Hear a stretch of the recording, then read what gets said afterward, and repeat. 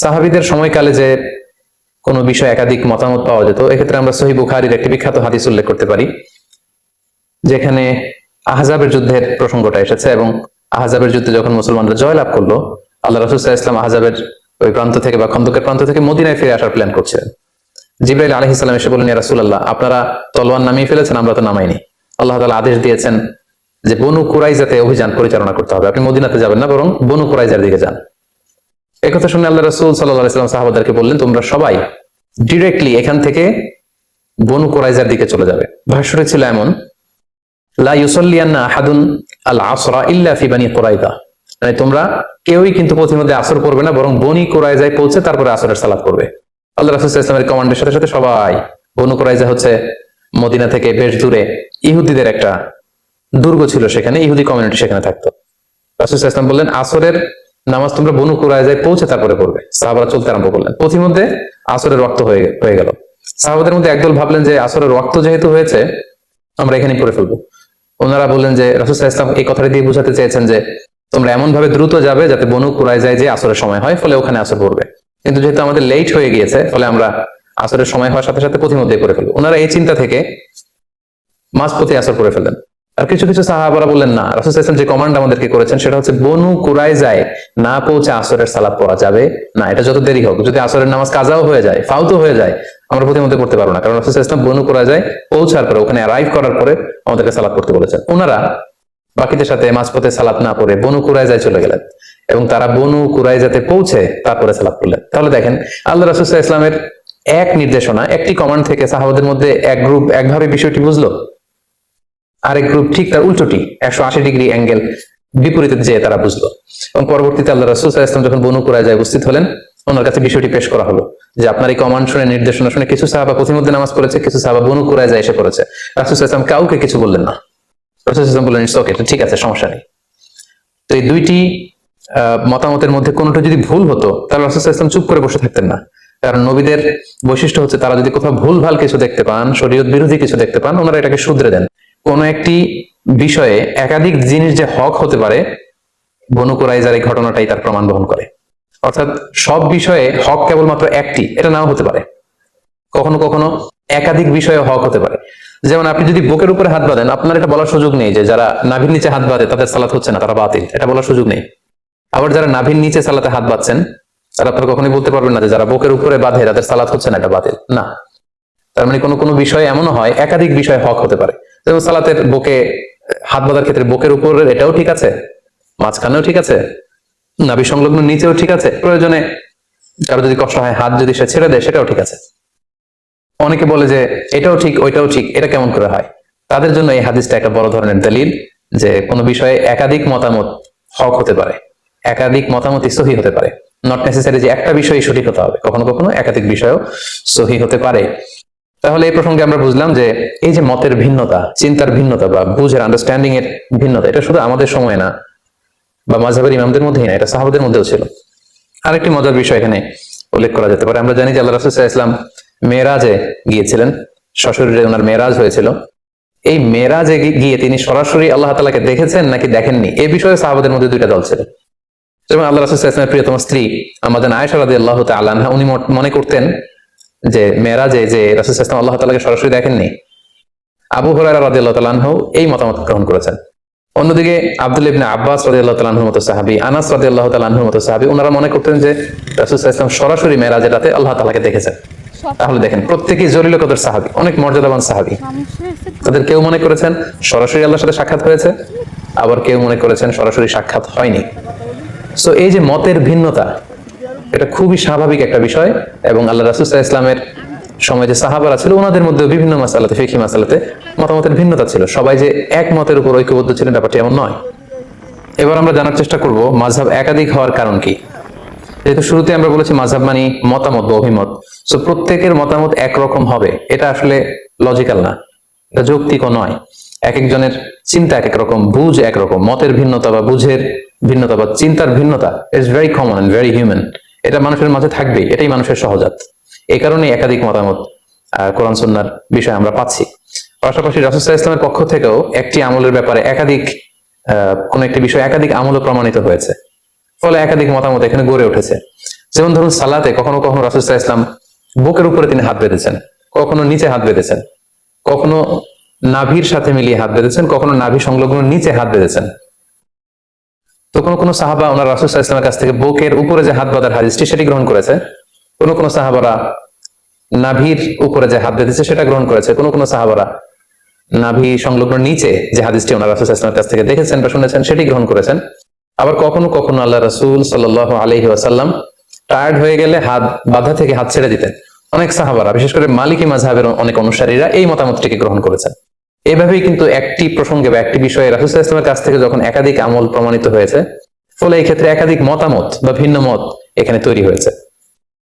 এই বিষয়টি যে শুধু মাযহাবের কারণে মাযহাবের ইমামরাই করেছেন এমনটি নয়, বরং রাসূল সাল্লাল্লাহু আলাইহি ওয়াসাল্লামের যুগেও সাহাবাদের মাঝে ফিকহে অনেক বিষয়ে মতভেদ কিন্তু আমরা দেখতে পাই, একটি বিষয়ে একাধিক মতামত দেখতে পাই। যেমন সালাতের শুরুতে কোনো সাহাবারা সূরা ফাতিহা শুরু করার আগে বিসমিল্লাহির রহমানির রহিম এটি আওয়াজ করে পড়ে তারপরে আলহামদুলিল্লাহি রাব্বিল আলামিন দিয়ে সালাত শুরু করতেন।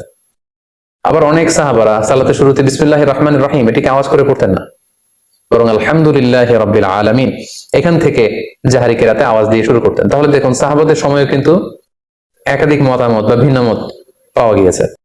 পাশাপাশি মাযহাব থাকার আরেকটা উপকারিতা হচ্ছে এখানে সহজতা বা প্রশস্ততা আছে। কোনো কারণে কোন ইমামের মাযহাবের সংকীর্ণতার কারণে যদি সেটা মানতে কারোর জন্য কঠিন হয়ে যায়, ফলে শারঈ দলিলের আলোকে অন্য ইমামের মাযহাবের যে সহজতা বা প্রশস্ততা এটা চাইলে কেউ গ্রহণ করতে পারে, তো এটা আমাদের জন্য সুবিধা। তাহলে আমরা বলতে পারি মাযহাব কিন্তু আমাদেরকে ফ্লেক্সিবিলিটি দিয়েছে, অপশন দিয়েছে। আমরা কে না অপশন পছন্দ করি। লেটসে যদি বলা হয় যে এই 10 তলা বিল্ডিংটিতে ওঠার জন্য শুধু সিঁড়ি আছে, সিঁড়ি ছাড়া অন্যভাবে ওঠার সুযোগ নেই, সেটা অনেকের জন্য কঠিন হতে পারে। কিন্তু যদি বলা হয় 10 তলা বিল্ডিং এর একেবারে 10ম তলায় ওঠার জন্য সিঁড়ির ব্যবস্থাপনাও থাকবে, আবার এক পাশে লিফট থাকবে, আবার আরেক পাশে এসকেলেটরও থাকবে, সো 3টা অপশন দিলে কিন্তু আমাদের জন্য সুবিধা। যিনি সিঁড়ি বেয়ে উঠতে পারবে তিনি সিঁড়ি বেয়ে উঠলো, যার হয়তো পায়ে ব্যথা সমস্যা তিনি লিফটে চড়ে উঠলো, অথবা কেউ যদি এসকেলেটর ইউজ করতে চায় তাহলে তিনি এসকেলেটর দিয়ে উঠলেন। তার মানে মাযহাবের এই একাধিক অপশন বা ফ্লেক্সিবিলিটি থাকার কারণে এটা ইসলামকে বুঝা মানা আমাদের জন্য আরো সহজ করে দিয়েছে। ধরুন যে ঢাকা থেকে চট্টগ্রামে যাওয়ার জন্য যদি শুধু বাস দিয়ে যাওয়ার সুযোগ থাকে, এটা সহজ নাকি চট্টগ্রামে বাস দিয়ে যাওয়া যাবে, ট্রেন দিয়ে যাওয়া যাবে, প্লেন দিয়ে যাওয়া যাবে, কোনটা সহজ? অর্থাৎ আমাদেরকে যদি অপশন দেওয়া হয় সেটা সহজ, then we can choose any of the option. যার তাড়াতাড়ি ঢাকা থেকে চট্টগ্রাম পৌঁছতে হবে তিনি প্লেন দিয়ে যেতে পারেন, যিনি ট্রেনে চড়তে পছন্দ করেন তিনি ট্রেন দিয়ে যেতে পারেন, আবার যিনি বাসে ভ্রমণকে প্রেফার করেন তিনি কিন্তু চাইলে বাসে যেতে পারেন। তাহলে এক্ষেত্রে আমরা বুঝলাম মাযহাবের একাধিক মতামত থাকার কারণে ইসলামটাকে পালন করা আমাদের জন্য সহজ হয়েছে। উই গট সাম অপশনস, এবং এটা অনেকটা ফ্লেক্সিবিলিটি দিয়েছে আমাদেরকে। পাশাপাশি এই মাযহাবের মাধ্যমে আল্লাহ রাসূল সাল্লাল্লাহু আলাইহি ওয়াসাল্লামের পক্ষ থেকে প্রমাণিত যতগুলো আমল পাওয়া যায় সবগুলো কিন্তু ঘুরে ফিরে পালিত হচ্ছে। মাযহাব যদি একটি হতো তাহলে রাসূল সাল্লাল্লাহু আলাইহি ওয়াসাল্লামের এই সব ধরনের আমল এগুলো কিন্তু পালন করার সুযোগ হতো না। লেটস সে মাযহাব যদি একটা হতো যে শুধু বুকের উপরে হাত বাঁধতে হবে, তাহলে বুকের নিচে, নাভির উপরে, এই যে এতগুলো মতামত আল্লাহ রাসূল সাল্লাল্লাহু আলাইহি ওয়াসাল্লামের আমলের মধ্যে ছিল, এই আমলগুলো কিন্তু হারিয়ে যেত ইতিহাসের পাতায়, আর থাকতো না। ফলে কেমন যেন আল্লাহ তাআলার এটা একটা বিশেষ রহস্য বা কুদরত যে তিনি 4টা মাযহাবের মাধ্যমে আল্লাহ রাসূল সাল্লাল্লাহু আলাইহি ওয়াসাল্লামের পক্ষ থেকে প্রমাণিত যত ধরনের আমল হতে পারে এটা ঘুরিয়ে ফিরিয়ে সারা বিশ্বে আমল করাচ্ছেন। আমরা যখন মসজিদুল হারামে সালাত পড়ি, কেউ বুকের উপরে বাঁধে, কেউ নাভির নিচে বাঁধে, কেউ বাঁধেই না, কেউ মালিকি মাযহাবের, কেউ শাফিঈ মাযহাবের, কেউ হাম্বলি মাযহাবের, আমরা হানাফি মাযহাবের। ফলে রাসূল সাল্লাল্লাহু আলাইহি ওয়াসাল্লামের সবগুলো আমল ঘুরে ফিরে চর্চা হচ্ছে গোটা বিশ্বব্যাপী। মাযহাব যদি 4টা না হতো, একাধিক মাযহাব যদি প্রতিষ্ঠিত না হতো, তখন কিন্তু এটা করার সুযোগ হতো না। ফলে আমরা বলতে পারি যে এই মাযহাবগুলো ইসলামকে চমৎকার ভাবে গোটা বিশ্বে সংরক্ষণ করেছে। তাই মাযহাবের কোনো আমল নিয়ে একে অপরকে কিন্তু ঠাট্টা বিদ্রুপ করা উচিত না, কারণ রাসূল সাল্লাল্লাহু আলাইহি ওয়াসাল্লামের কোনো না কোনো পদ্ধতি বা বর্ণনা কোনো না কোনো মাযহাব গ্রহণ করেছে। ফলে আমি যদি কোনো মাযহাবকে নিয়ে ঠাট্টা করি তাহলে এটা কেমন যেন রাসূল সাল্লাল্লাহু আলাইহি ওয়াসাল্লাম থেকে প্রমাণিত কোনো আমলকেই ঠাট্টা করলাম। আমরা বাংলাদেশে প্রায় দেখি যে আমরা নিচে হাত বাঁধি, তো যে উপরে হাত বাঁধে এটাকে বিভিন্ন মাহফিলে বা বিভিন্ন আলোচনায় ব্যঙ্গ করে দেখানো হয়। আমরা হানাফি মাযহাবে রুকুতে ওঠার সময়, সেজদা যাওয়ার সময় এরকম হাত উঠানো, যেটাকে রাফউল ইয়াদাইন বলে, এটা আমরা করি না। কিন্তু যারা করে অনেক সময় তাদেরকে এরকম ঠাট্টা করা হয়। তো আপনি যদি মাযহাবের পক্ষের লোক হয়ে থাকেন, আপনি যদি ওই আমলগুলোকে ঠাট্টা করেন তাহলে কেমন যেন আপনি মাযহাবের বিরোধিতা করলেন। কারণ আপনার মাযহাবে হয়তো এই আমলটি নেই, কিন্তু অন্য মাযহাবে কিন্তু অত্যন্ত ভাব গাম্ভীর্যতার সাথে, অত্যন্ত আবেগের সাথে রাসূল সাল্লাল্লাহু আলাইহি ওয়াসাল্লামের আমলটি পালন করা হচ্ছে। সো মাযহাবের কোনো আমলকে, আল্লাহ রাসূল সাল্লাল্লাহু আলাইহি ওয়াসাল্লাম থেকে প্রমাণিত কোনো আমলকে যদি আপনি ঠাট্টা করেন, অন্য কোনো মাযহাবকে যদি আমরা ঠাট্টা করি, তাহলে এটা কেমন যেন রাসূল সাল্লাল্লাহু আলাইহি ওয়াসাল্লামের আমল নিয়ে ঠাট্টা করা শামিল, যেটা অনেক বড় ধরনের একটি কবিরা গুনাহ। তো আমরা সহজে বলতে পারি যে চার মাযহাব হলো চারটি নৌকার মতো। দৈনন্দিন জীবনে তিনের সাগর পাড়ি দিয়ে আল্লাহ পাকের সন্তুষ্টির বন্দরে ভিড়ার জন্য আমরা চারটি নৌকা দিয়ে বন্দরে ভিড়ার চেষ্টা করছি। তো সেক্ষেত্রে আমরা চার নৌকার আরোহীরা যদি একে অন্যের সাথে পারস্পরিক ধাক্কাধাক্কি বা ঠুকোঠুকিতে লিপ্ত হই, তাহলে হয়তো আমাদের সাগরে পরে হাবুডুবু খেতে হবে, আল্লাহ সন্তুষ্টির বন্দরে হয়তো ভিড়া আমাদের জন্য কঠিন হয়ে যাবে। মাযহাব নিয়ে একে অপরের প্রতি অশ্রদ্ধা, সহিংসতা কিংবা বিতর্ক বা সংঘাতের ব্যাপারটি ঠিক এমনই। সো আমরা বলতে পারি যে মাযহাব ইসলাম পালনকে আমাদের কাছে আরো সহজ করে তুলেছে। এরপর যে আমরা মাযহাবের উৎপত্তি বা ক্রমবিকাশ নিয়ে আলোচনা করবো ইনশাআল্লাহ। আমরা জানি যে প্রসিদ্ধ মাযহাব হচ্ছে চারটি: হানাফি, মালিকি, শাফিঈ এবং হাম্বলি। সর্বপ্রথম যে মাযহাবটি প্রতিষ্ঠা লাভ করেছে সেটি হচ্ছে হানাফি মাযহাব, এবং সেটি ইরাকে প্রতিষ্ঠা লাভ করেছে। আমরা জানি যে ওমর ফারুক রাদিয়াল্লাহু তাআলা আনহু যখন মুসলিম বিশ্বের খলিফা, তখন 16 হিজরিতে তিনি ইরাক জয় করেন। তখন ইরাকের কুফা নগরীকে তিনি মুসলিম উম্মার একটি প্রাদেশিক শহর, প্রশাসনিক শহর হিসেবে তিনি ঘোষণা দেন, এবং সেই কুফা নগরীতে যে মুসলিম উম্মা আছে তাদেরকে কোরআন সুন্নাহ শিক্ষা দেওয়ার জন্য আল্লাহ রাসূল সাল্লাল্লাহু আলাইহি ওয়াসাল্লামের একজন প্রিয় সাহাবী আব্দুল্লাহ ইবনে মাসউদ রাদিয়াল্লাহু তাআলা আনহুকে তিনি মদিনা থেকে অ্যাজ অ্যান অ্যাম্বাসেডর কুফাতে তিনি প্রেরণ করেন, এবং তিনি বলেন যে আপনি কুফায় যে দিন প্রচার করেন। ওমর ফারুকের নির্দেশনা অনুযায়ী আব্দুল্লাহ ইবনে মাসউদ রাদিয়াল্লাহু তাআলা আনহু মদিনা থেকে কুফায় চলে গেলেন। দীর্ঘদিন তিনি কুফার অধিবাসীদেরকে কোরআন সুন্নাহর বাণী তিনি প্রচার করলেন। ওনার ইন্তেকালের পরে এই দায়িত্ব চলে আসে ওনার ছাত্র আলকামা রাহিমাহুল্লাহর উপর। তিনি তখন কুফাতে কোরআন সুন্নাহর তালিম, তাদরিস, টিচিং এই কাজটা করতেন। আলকামা আলাইহি রাহমা ওনার মৃত্যুর পরে ওনার ছাত্র ইব্রাহিম নাখাই, ওনারা সবাই তাবিঈ ছিলেন, উনি এই গুরু দায়িত্ব নিজের কাঁধে তুলে নেন, এবং তিনি কুফাতে কোরআন সুন্নাহর এই তালিম, তালকিন এবং তাদরিসের কাজ তিনি করতে আরম্ভ করেন। ইব্রাহিম নাখাইয়ের ইন্তেকালের পরে ওনার ছাত্র হাম্মাদ ইবনে আবি সুলাইমান, উনি সেখানে তাদরিস, টিচিং এবং কোরআন সুন্নাহর দাওয়াতের কাজ করতেন। হাম্মাদ ইবনে আবি সুলাইমান 120 হিজরিতে ইন্তেকাল করেন, এবং ওনার ইন্তেকালের পরে ওনার সবচাইতে যোগ্য ছাত্র ইমাম আবু হানিফা আলাইহি রাহমা 120 হিজরিতে কুফা নগরীতে ইসলাম প্রচারের দায়িত্ব ইমাম আবু হানিফার কাঁধে চলে আসে। উনি অত্যন্ত মেধাবী একজন মানুষ ছিলেন। 120 হিজরিতে যখন ইমাম আবু হানিফার কাছে এই দায়িত্ব চলে আসে, উনি বেসিক্যালি 80 হিজরিতে জন্মগ্রহণ করেন, ফলে 120 হিজরিতে ওনার বয়স তখন দাঁড়ায় 40 বছর। অর্থাৎ 40 বছর বয়সে তিনি কুফা নগরীর ইসলাম প্রচারের যে গুরু দায়ভার, এটা তিনি নিজের কাঁধে তুলে নেন, এবং তিনি দায়িত্ব পেয়ে কিছু যুগান্তকারী সিদ্ধান্ত তখন তিনি নিয়েছিলেন। এবং আপনারা জানেন তখন ইসলাম খুব বেশি স্প্রেড হচ্ছিল, দলে দলে মুসলমানরা, লোকজন কালিমা পড়ে মুসলমান হচ্ছিল, এবং নতুন নতুন অনেক ইস্যু, নতুন নতুন অনেক কন্টেম্পোরারি মাসআলা তখন আসছিল, যেটি আগে ছিল না। তখন ইমাম আল আযম আবু হানিফা রাহিমাহুল্লাহ ওনার মেধাবী ছাত্রদেরকে নিয়ে 40 জনের একটা প্যানেল করেন, একটা ফিক একাডেমি করেন, এবং যত নতুন মাসালা আসতো উনি ছাত্রদের মাঝে মাসালাটাকে ছেড়ে দিতেন। ছাত্ররা অনেক ধরনের ডিসকাশন করে, আর্গুমেন্ট দিয়ে একটা পর্যায়ে যখন এটার উত্তরে পৌঁছতেন, তখন এই উত্তরটা ইমামে আযম আবু হানিফার কাছে দেয়া হতো। পরে ফাইনালি সবার কথা শুনে উনি ওইটার উপর জাজমেন্ট দিতেন, লিগ্যাল অপিনিয়ন দিতেন, সলিউশন দিতেন, এবং উনি কিভাবে সলিউশন দিচ্ছেন, কিভাবে কোরআন সুন্নাহ থেকে মাসআলাগুলো ইসতিমবাত করছেন, এগুলো ওনার ছাত্র মুহাম্মদ ইবনুল হাসান আশ-শাইবানী, আবু ইউসুফ রাহিমাহুল্লাহ, ইমাম সুফার, ওনারা এগুলো লিপিবদ্ধ করতে আরম্ভ করলেন। কোন রুলস এন্ড রেগুলেশন, কোন উসুল, কোন মেথড এবং কাওয়ায়েদের ভিত্তিতে উনি কোরআন সুন্নাহ থেকে এই মাসালাগুলো ইসতিমবাত করেন, এগুলো যখন লিপিবদ্ধ করা হলো, তখন এই ওনার এই প্রক্রিয়া, কোরআন সুন্নাহ থেকে মাসালা ইসতিমবাত করার প্রক্রিয়া, বিধিবিধানগুলো মানুষের মাঝে খুব বেশি সমাদৃত হতে শুরু করলো, এবং এই কর্মযজ্ঞের মধ্য দিয়ে বেসিক্যালি উনি হানাফি মাযহাবের প্রতিষ্ঠা করেন। ঠিক একই সময়ে ওই সময়ে মদিনাতে আরেকটি মাযহাবের প্রতিষ্ঠা ঘটে, যেটি ইমাম মালিক রাহিমাহুল্লাহর নেতৃত্বে গঠিত হয়। তাহলে আমরা বলতে পারি যে ইমাম আবু হানিফা এবং ইমাম মালিক ওনারা সমসাময়িক সময়ের ছিলেন। 93 হিজরিতে ইমাম মালিক রাহিমাহুল্লাহ জন্মগ্রহণ করেন, ফলে মদিনা কেন্দ্রিক উনি আব্দুল্লাহ ইবনে আব্বাস, আম্মা জান আয়েশা রাদিয়াল্লাহু তাআলা আনহা, আব্দুল্লাহ ইবনে উমর, ওনারা যেই ইলম বা ফিক প্রচার করেছেন, সেটা সাঈদ ইবনে মুসাইয়্যিবের থ্রুতে, নাফে মাওলা ইবনে উমর ওনার থ্রুতে ইমাম মালিক সেগুলো কালেক্ট করেন, এবং তিনি একটি সহিহ হাদিসের গ্রন্থ লিখেন মদিনাতে, যেটাকে মুয়াত্তা মালিক বলে পরিচিত। আমরা জানি যে বর্তমানে কালামে পাকের পরে, অর্থাৎ কোরআনুল কারীমের পরে সবচেয়ে সহিহ গ্রন্থ বলা হয় সহিহ বুখারীকে, অর্থাৎ বুখারী শরীফকে। কিন্তু ইমাম বুখারী লেখার আগে যে গ্রন্থটাকে কোরআনের পরে সবচেয়ে বেশি সহিহ হিসেবে ধরা হতো, সেটা হচ্ছে ইমাম মালিকের লেখা মুয়াত্তা ইবনে মালিককে।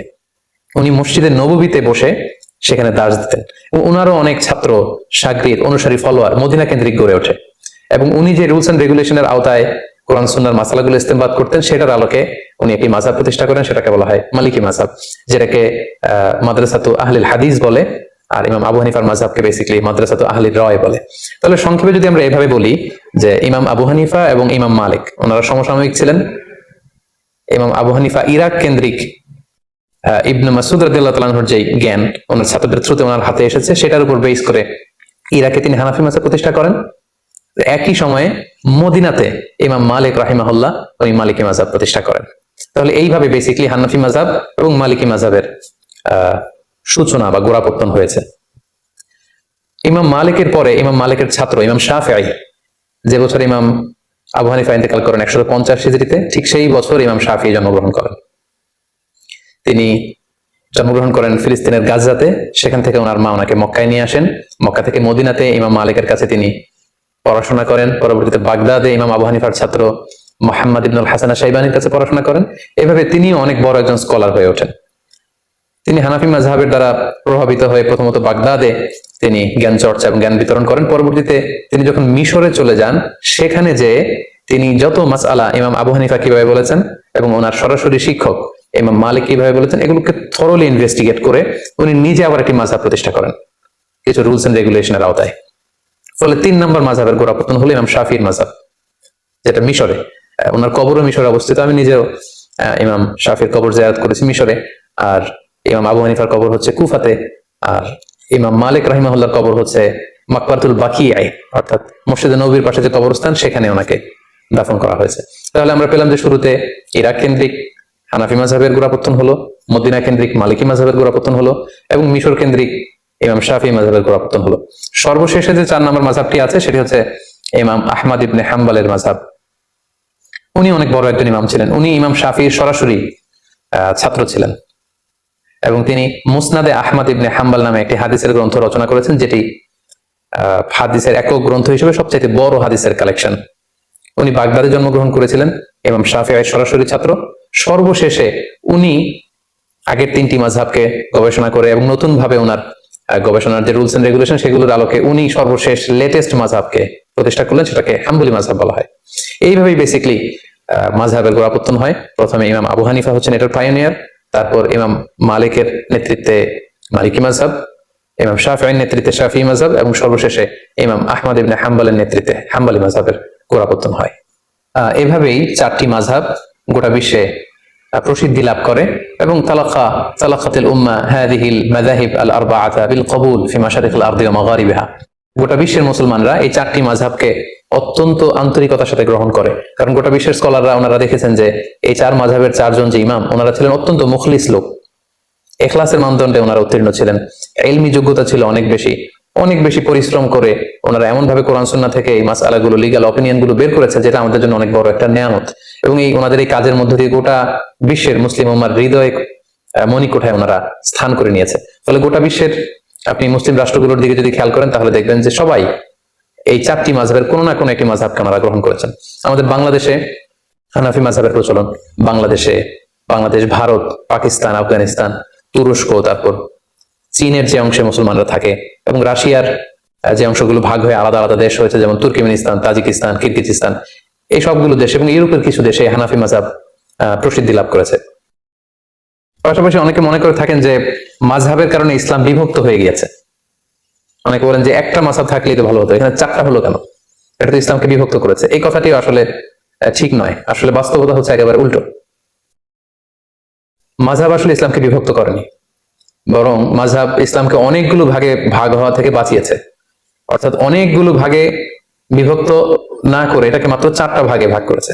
যেমন উদাহরণস্বরূপ যদি আমি বলি, আল আজহার বিশ্ববিদ্যালয় থেকে যারা গ্রাজুয়েশন করে পাশ করে তাদেরকে আজহার থেকে একটা টাইটেল দেওয়া হয়, সেটা হচ্ছে আজহারি। আমি নিজেও যেহেতু ব্যক্তিগতভাবে আল আজহার থেকে পড়াশোনা করেছি, ফলে আমিও আমার নামের শেষে এই টাইটেলটি যুক্ত করে থাকি। তো বাংলাদেশে আপনারা অনেকেই দেখবেন যে যারা আল আজহার বিশ্ববিদ্যালয় থেকে পড়াশোনা করেছে ওনারা ওনাদের নামের শেষে এই আজহারি শব্দটি যুক্ত করে। তো এই আজহারি বানানটি অনেকে অনেকভাবে লিখে থাকে। কেউ আজহারি বানানে বর্গীয় জ দিয়ে আজহারি লিখে, কেউ অন্তস্থ জ দিয়ে লিখে, কেউ আবার আজহারি বানানে রয়ের সাথে হ্রস্ব ইকার যুক্ত করে দেয়, কেউ দীর্ঘ ইকার দিয়ে লিখে, আবার অনেকে আজহারি শব্দের আগে আল যুক্ত করে দেয়, ফলে আল আজহারি।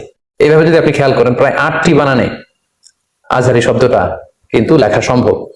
এক্ষেত্রে যদি ইসলামিক ফাউন্ডেশন বলে যে আজহারি শব্দটি কোন বানানে ব্যবহৃত হবে, এজন্য আমাদের একটা মতামত হচ্ছে এই বানানটাকে আমরা সাজেস্ট করি। ফলে আজহারি বানানোর জন্য ইসলামী ফাউন্ডেশন একটা মত প্রকাশ করলো, আর মত মানে মাযহাব, তার মানে এটা ইসলামী ফাউন্ডেশনের মাযহাব। বাংলা একাডেমি যদি বলে যে এক একজন এক এক বানানে না লিখে বিদেশি শব্দ বা আরবি শব্দ কোন বানানে লিখতে হবে, সেটা আমরা সহজভাবে আপনাদের সামনে উপস্থাপন করছি।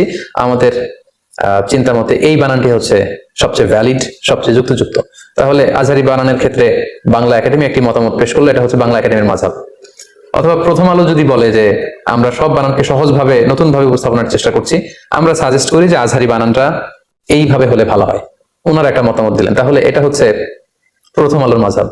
তাহলে দেখুন, এই তিনটি মাযহাব থাকার কারণে আজহারি বানান লিখতে যে 8টি মতামত পাওয়ার সুযোগ আছে, বা 8 ভাবে 8 জন আজহারি শব্দটি লিখতে পারে, সেটা এখন কমে 3টা মাযহাব বা 3টা মতামতে চলে আসলো। এবং আসলে কোনো জিনিসকে একাডেমিক ওয়েতে যদি আমাদের লিখতে হয়, বলতে হয়, জানতে হয়, তখন একটা সিস্টেমেটিক ওয়ে কিন্তু ফলো করতে হয়। মাযহাব বেসিক্যালি এই কাজটাই করেছে। কোরআন সুন্নাহ কিভাবে আমরা কোরআন সুন্নাহর বিধানগুলো মানবো, এটাকে সোসাইটিতে অ্যাপ্লাই করব, সেক্ষেত্রে অনেক অনেক বিভক্তিকে অল্প কিছু বিভক্তিতে নিয়ে এসেছে এই মাযহাব। তাহলে এটা কি? সরাসরি কোরআন সুন্নাহ থেকে আমল করলে সমস্যা কোথায়? মাযহাব ছাড়া যদি কোরআন মানে হাদিস মানে সমস্যা কোথায়? এই প্রশ্ন অনেকে করে থাকেন। তাই এ পর্যায়ে আমরা কেন মাযহাবের প্রয়োজন সেটা আমরা বলবো। এক্ষেত্রে আমি একটু উদাহরণ দিয়ে প্রায় বলে থাকি যে কোরআন সুন্নাহ হচ্ছে 24 ক্যারেটের গোল্ডের মতো, অর্থাৎ দ্য ফাইনেস্ট গোল্ড, 24 ক্যারেটের যে সোনা সেটা। আর মাযহাব হচ্ছে খাদের মতো। আমরা জানি যে 24 ক্যারেটের ফাইনেস্ট গোল্ড দিয়ে জুয়েলারি বানানো যায় না, অলংকার বানানো যায় না। আপনি যদি 24 ক্যারেটের স্বর্ণ দিয়ে অলংকার বানিয়ে দেহে করতে চান, তাহলে সেখানে খাদ মিশাতে হবে। অর্থাৎ সরাসরি কোরআন সুন্নাহর বিষয়গুলো অনেকের পক্ষে বুঝা, আমল করা, এটা তার জন্য সহজ নাও হতে পারে। সেক্ষেত্রে তার জন্য মাযহাবের প্রয়োজন, যেটা হচ্ছে খাত। এই খাতটা আমাদের উদ্দেশ্য না, উদ্দেশ্য হচ্ছে কোরআন সুন্নাহ, উদ্দেশ্য হচ্ছে গোল্ড। কিন্তু ওই গোল্ড যদি আমাদেরকে অর্নামেন্টস বানিয়ে কিংবা জুয়েলারি বানিয়ে আমরা যদি গলায় পড়তে চাই, আমরা যদি ব্যবহার করতে চাই, তাহলে সেখানে খাত মেশাতে হবে। অনুরূপভাবে কোরআন সুন্নাহকে সহজভাবে বুঝতে হলে সেখানে মাযহাবের প্রয়োজন হবে। অনেকে বলে থাকেন যে আমি কোনো মাযহাব মানি না, বরং আমি লা মাযহাবী, অর্থাৎ কোনো মাযহাবকে আমি গ্রহণ করি না। যারা কোনো মাযহাব মানেন না বলেন, তারা যেটার উপর আমল করেন সেটাও কোনো না কোনো মাযহাবের সাথে মিলে যায়। মাযহাবের বাইরে যে আসলে কোরআন সুন্নাহকে মানা সম্ভব না। ফলে এই উদাহরণটি দিয়ে খুব সহজে বোঝানো যাচ্ছে যে কোরআন সুন্নাহ হচ্ছে 24 ক্যারেটের গোল্ড, আর মাযহাব হচ্ছে খাদ। এই গোল্ডটাকে গহনা বানিয়ে গলায় পরার জন্য এই খাদের প্রয়োজন, কারণ খাদ না মেশালে এটাকে বাঁকা করা যায় না, গোল্ডটাকে ডিজাইন করা যায় না, শেপ দেওয়া যায় না। হানাফি মাযহাব, মালিকি মাযহাব, শাফি মাযহাব এবং হাম্বলি মাযহাব কি করে প্রতিষ্ঠিত হলো সে ব্যাপারে আমরা শুনবো। এবং সবশেষে এই মাযহাবের 4 ইমামের মাঝে সম্পর্ক কেমন ছিল, এবং 4 ইমামের উদারতা, এবং একেবারে শেষে মাযহাব নিয়ে আমাদের সমাজে প্রচলিত, সমাজে যে বাড়াবাড়ি চলছে, সেগুলোর ব্যাপারে আমরা কথা শুনবো ইনশাআল্লাহ। তো শুরুতে আমরা জানবার চেষ্টা করবো যে মাযহাব কি। আমরা জানি যে মাযহাব এটা হচ্ছে আরবি শব্দ। এই মাযহাব শব্দের অর্থ হচ্ছে পথ বা মত কিংবা অভিমত, অর্থাৎ ইমামদের গবেষণালব্ধ যে মতামত বা অভিমত, এটাকে আরবিতে মাযহাব বলা হয়। ইংরেজিতে যেটাকে বলে স্কুল অফ থট। সংক্ষেপে বলা যায় যে পথের গন্তব্য কোরআন এবং সুন্নাহ, সেটাই হচ্ছে মাযহাব। অনেক সময় এমন হয় যে কোরআন এবং সুন্নাহতে যে বিধিবিধানগুলো দেয়া হয়েছে, সেগুলো সরাসরি হয়তো আমাদের বুঝে আসে না, কিংবা মানাটাও আমাদের জন্য কষ্ট হয়ে যায়। সেক্ষেত্রে এটাকে বুঝবার জন্য, এটাকে সহজভাবে আমল করবার জন্য আমাদেরকে মাযহাবের থ্রুতে, মাযহাবের যে মতামত, সেটার থ্রুতে যদি আমরা আমল করি, সেটা আমাদের জন্য আমল করা অনেক সহজ হয়ে ওঠে। তাহলে আমরা বলতে পারি যে মাযহাব কোরআন সুন্নাহ বিরোধী কিছু নয়, বরং কোরআন এবং সুন্নাহ যে বিধানগুলো রয়েছে, এগুলোকে একটা ইন অর্ডারে, একটা সুবিন্যস্ত ধারাতে নিয়ে আসার চেষ্টা করা হয়েছে এই মাযহাবে। বেসিক্যালি কোরআন ও হাদিসের সবচেয়ে বিশুদ্ধ ব্যাখ্যাই হচ্ছে মাযহাবের ইমামদের সংকলিত ফিকহে ইসলামী, এবং এই ফিকহ শাস্ত্রের যে স্কুল অফ থট, এগুলোকে বেসিক্যালি মাযহাব বলা হচ্ছে। প্রসিদ্ধ মাযহাব আমরা জানি যে 4টি: হানাফি, শাফিঈ, মালিকি এবং হাম্বলি। আমরা জানি যে কোরআন সুন্নাহতে বিক্ষিপ্তভাবে অনেক কিছু উল্লেখ করা হয়েছে, এবং মাযহাবে সেটাকে সুশৃঙ্খল ভাবে আমাদের সামনে উপস্থাপন করা হয়েছে। যেমন ধরুন, নামাজে ফরজ কয়টি বা নামাজের ওয়াজিব কয়টি, এ ব্যাপারে কিন্তু আপনি পুরো কোরআন চষে বা হাদিস ঘেটে আপনি বের করতে পারেন না যে এতটি, মোট এতটি সালাতের ফরজ, এতটি হচ্ছে সালাতের ওয়াজিব। এইভাবে কোরআন সুন্নাহয় কোথাও উল্লেখ করা নেই। বেসিক্যালি মাযহাবের ইমামগণ নিরলস প্রচেষ্টা করে, অনেক গবেষণা করে বেসিক্যালি এই প্রশ্নের উত্তরগুলো খোঁজার চেষ্টা করেছেন, এবং তারা হাজার হাজার মাসআলা ইস্তেমবাদ করেছেন, যেটা আমাদের ইসলামী বিধিবিধানকে বোঝা এবং সহজভাবে মানা, এটা আমাদের জন্য সহজ করে দিয়েছে। তাহলে আমরা এক কথায় বলতে পারি, কোরআন সুন্নাহর সহজ এবং সার নির্যাসী হচ্ছে বেসিক্যালি মাযহাব। ফলে যে সাহাবী যে আমলের ক্ষেত্রে রাসূল সাল্লাল্লাহু আলাইহি ওয়াসাল্লামের কাছ থেকে যেই পদ্ধতিতে শিখেছেন, তিনি সেটা প্র্যাকটিস করেছেন। ওনার ছাত্ররা, তাবিঈরা সেটা প্র্যাকটিস করেছেন, তৎপরবর্তীতে তাবিঈরা সেটা প্র্যাকটিস করেছেন। এভাবে বিভিন্ন ধরনের প্র্যাকটিসের কারণে রাসূল সাল্লাল্লাহু আলাইহি ওয়াসাল্লামের কাছ থেকে একাধিক আমল নানাভাবে প্রমাণিত হওয়ার কারণে মতামতের ভিন্নতা পাওয়া গিয়েছে, ফলে মাযহাব একাধিক হয়েছে। এখানে অনেকে প্রশ্ন করতে পারেন যে তাহলে মাযহাব 3টি হয়নি কেন বা 5টি হয়নি কেন, মাযহাব 4টিতে সীমাবদ্ধ থাকলো কেন? এর উত্তরে আমরা বলতে চাই যে 4 মাযহাবের যে 4জন ইমাম, ওনাদের যে উসুল বা কওয়ায়েদ, ওনাদের যে মাযহাবের রুলস এন্ড রেগুলেশন, এগুলো যতটা সুবিন্যস্ত ভাবে গ্রন্থাকারে সংরক্ষিত হয়েছে, অন্যান্য কোনো ইমামের মতামতগুলো এরকম সুবিন্যস্ত ভাবে গ্রন্থাকারে সংরক্ষিত হয়নি। ওনারা ছাড়াও আরো অনেক বড় বড় ইমাম ছিলেন, ওনাদেরও মাযহাব ছিল, কিন্তু ওই সমস্ত ইমামদের অনুসারী গড়ে ওঠেনি, ফলোয়ার গড়ে ওঠেনি, যেমনটি 4 মাযহাবের 4জন বড় ইমামের ক্ষেত্রে গড়ে উঠেছে। ফলে ওনাদের এই 4 জনের মাযহাব গোটা বিশ্বব্যাপী সমাদৃত হয়েছে, বাকি ইমামদের যে মাযহাব সেগুলো পৃথিবীতে আর টিকে থাকেনি। এজন্যই একাধিক মাযহাব পৃথিবীতে প্রচলিত হয়েছে এবং সেটি 4টি মাযহাবে সীমাবদ্ধ রয়েছে। গোটা বিশ্বে যত মুসলমান আছে তাদের 1/3 হচ্ছে হানাফি মাযহাবের ফলোয়ার। এর অন্যতম কারণ হচ্ছে সর্বশেষ যে আমাদের আল খিলাফা আল ইসলামিয়া বা ইসলামী খেলাফত ছিল, সেটা ছিল উসমানী খেলাফত, এবং ওনারা ওনাদের উসমানী খেলাফত প্রায় 600 বছর ব্যাপী শাসন করেছেন এবং ওনারা হানাফি মাযহাবের উপর প্রতিষ্ঠা ছিলেন। ফলে ওনাদের প্যাট্রনে এই হানাফি মাযহাবের প্রচার প্রসার গোটা বিশ্বব্যাপী এত বেড়েছে।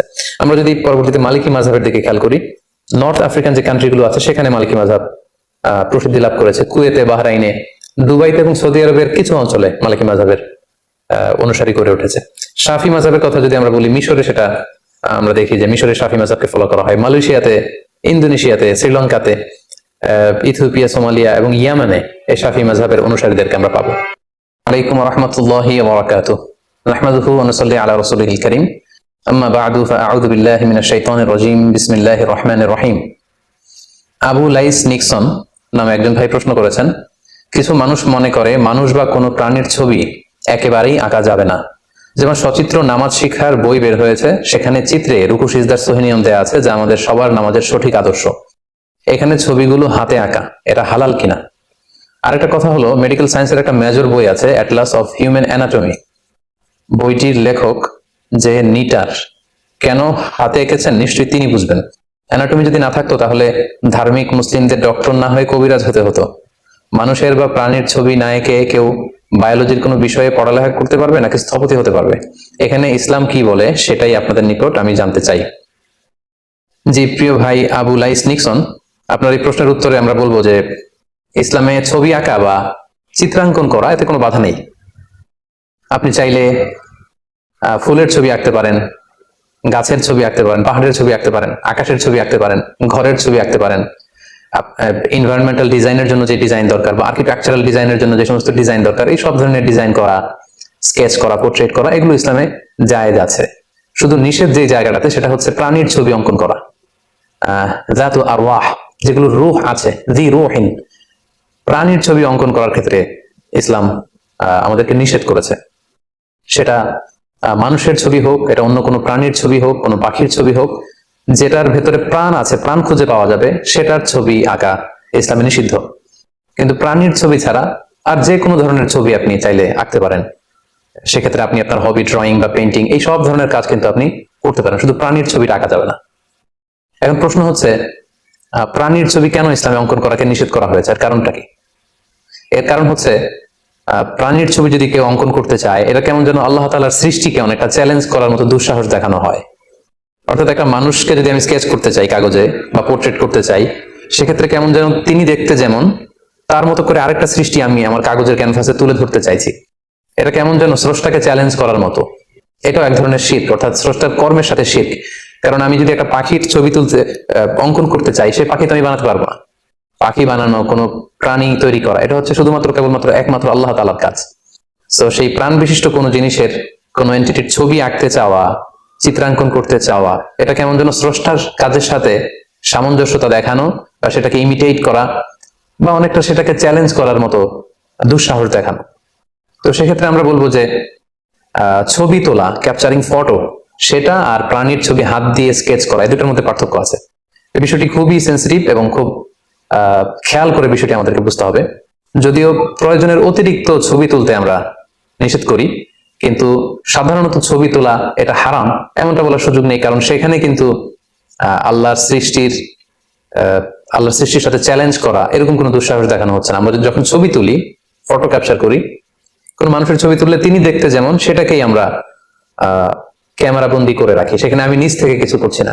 লেটস সে একজন লোক বসে আছে, তো তিনি ওই পরিবেশে দেখতে যেমন, আমি ক্যামেরা দিয়ে ওই মুহূর্তটাকে ক্যামেরায় বন্দি করলাম। সো তিনি দেখতে যেমন, ওই পরিস্থিতিটা যেমন ছিল ছবিতে, আমি ঠিক তেমনই তুলে ধরেছি। আমি নিজে তার অবয়ব কিন্তু আঁকতে চাইনি, স্কেচ করতে চাই, অঙ্কন করতে চাই। এটা কেমন যেন ওই মানুষটাকে আমি এখানে আঁকতে চাই, তৈরি করতে চাই। এটা স্রষ্টার সৃষ্টির সাথে কাইন্ড অফ চ্যালেঞ্জ, একটা দুঃসাহস দেখা। এই কারণেই মূলত প্রাণীর ছবিকে অঙ্কন করা ইসলাম নিষেধ করেছে। প্রাণী ছাড়া যে কোনো জিনিসের ছবি আপনি আঁকতে পারবেন, চিত্রাঙ্কন করতে পারবেন, এতে কোনো সমস্যা নেই। অর্থাৎ যেটা আল্লাহর কাজকে চ্যালেঞ্জ করার মতো, সে কাজটি ইসলামে আসলে নিষিদ্ধ।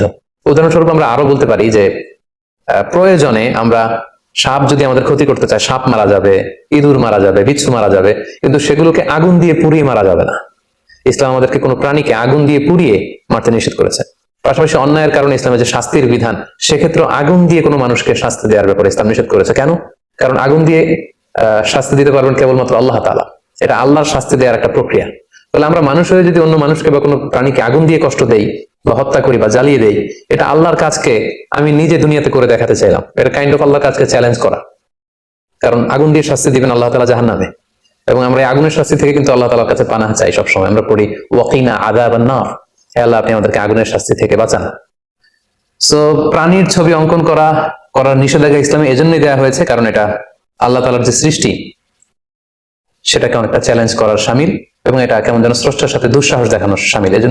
এজন্যই যেহেতু প্রাণীর ছবি অঙ্কনের দ্বারা স্রষ্টার সৃষ্টির সাথে চ্যালেঞ্জ দেওয়া হয়, এজন্য এটা নিষেধ। তো কাগজে কোনো প্রাণীর ছবি আঁকা যাবে না, কিংবা কোনো মূর্তি তৈরি করা যাবে না। সম্প্রতি সময়ে যে ভাস্কর্যের কথা বলা হচ্ছে, এই মূর্তি ভাস্কর্য সবগুলো কিন্তু একই হুকুম।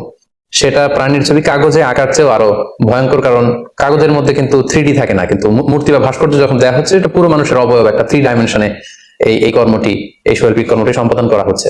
সো প্রাণ আছে এমন কোন জিনিসের ছবি আঁকা যাবে না, অন্য জিনিস আপনি আঁকতে পারেন। তো এই ক্ষেত্রে আমরা কোরআন সুন্নাহর কিছু উদ্ধৃতি এখানে দিতে চাই। সহিহ বুখারীতে আল্লাহর হাবিব সাল্লাল্লাহু আলাইহি ওয়াসাল্লাম আম্মাজান আয়েশাকে উদ্দেশ্য করে বলেছেন, ইয়া আয়েশা, হে আয়েশা, আশাদ্দুন নাসি আযাবান ইয়াউমাল কিয়ামাতি আল্লাযীনা ইউদাহুনা বিখালকিল্লাহ, কিয়ামতের দিন সবচেয়ে বেশি শাস্তি দেওয়া হবে তাদেরকে যারা আল্লাহর সৃষ্টির সাথে সাদৃশ্য করে কিছু করতে চায়। অর্থাৎ আপনি যদি প্রাণী আঁকতে চান, কেমন যেন আল্লাহর সৃষ্টির সাথে সাদৃশ্য করে আপনি কিছু করে দেখাতে চাইলেন। এবং বুখারী মুসলিম উভয় হাদিসের গ্রন্থে এসেছে, আল্লাহ রাসূল সাল্লাল্লাহু আলাইহি ওয়াসাল্লাম ইরশাদ করেছেন, ইন্না আশাদ্দান নাসি আযাবান ইয়াউমাল কিয়ামাতি আল মুসাউবিরুন, কিয়ামতের দিন তাকে সবচেয়ে বেশি শাস্তি দেওয়া হবে যে প্রাণীর ছবি আঁকে বা মূর্তি বানায়, কিংবা স্ট্যাচু বা স্কাল্পচার বা ভাস্কর্য তৈরি করে। তাদের জন্য কঠিন শাস্তির কথা কিন্তু আল্লাহ রাসূল সাল্লাল্লাহু আলাইহি ওয়াসাল্লাম আমাদেরকে জানিয়েছেন। পাশাপাশি যারা প্রাণীর ছবি অঙ্কন করতে চায় বা মূর্তি বা ভাস্কর্য তৈরি করতে চায়, কিয়ামতের দিন তাদেরকে কঠিন শাস্তি দেওয়ার পাশাপাশি আল্লাহ তাআলা সেই মূর্তি, প্রাণী বা ছবিগুলোকে এনে বলবেন যে আহইউ মা খালাকতুম, তোমরা যেগুলো তৈরি করেছিলে এগুলোর জীবন দাও। একটা মানুষের ছবি যখন স্কেচ করা হয়, এটা একটা ছবি, কিন্তু এটাতে জীবন দেওয়ার সুযোগ কিন্তু আমাদের নেই। রূহ বা প্রাণ দিতে পারেন কেবলমাত্র আল্লাহ তাআলা।